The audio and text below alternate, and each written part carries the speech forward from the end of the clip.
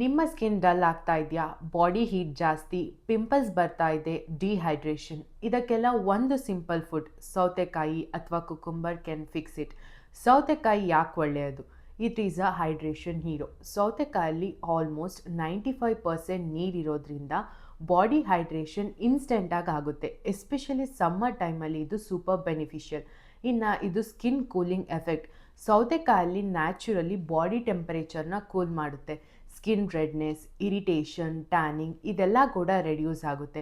ನಿಮ್ಮ daily ಮೀಲ್ಸ್ಗೆ add ಮಾಡೋದ್ರಿಂದ ಸೌತೆಕಾಯಿನ skin fresh ಆಗಿ ಮತ್ತು ಗ್ಲೋಯಿಂಗ್ ಆಗಿ ಕಾಣಿಸುತ್ತೆ. ಮತ್ತು ಇದು ರಿಚ್ ಇನ್ ವಿಟಮಿನ್ಸ್. ಇದರಲ್ಲಿ vitamin K, vitamin C and antioxidants ಇರೋದ್ರಿಂದ ಇವು ಸ್ಕಿನ್ ರಿಪೇರ್ ಮಾಡುತ್ತೆ, ಡಾರ್ಕ್ ಸರ್ಕಲ್ಸ್ನ ರೆಡ್ಯೂಸ್ ಮಾಡುತ್ತೆ ಮತ್ತು ಐ ಪಫಿನೆಸ್ನ ಕೂಡ ಕಡಿಮೆ ಮಾಡುತ್ತೆ.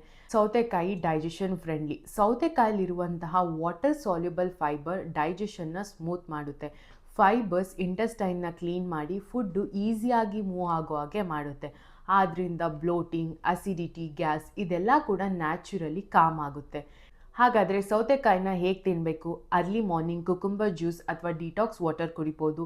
ಲಂಚ್ ಅಥವಾ ಡಿನ್ನರ್ ಜೊತೆ 4-5 ಸ್ಲೈಸ್ನ ಸೌತೆಕಾಯಿನ ತಿನ್ಬೋದು.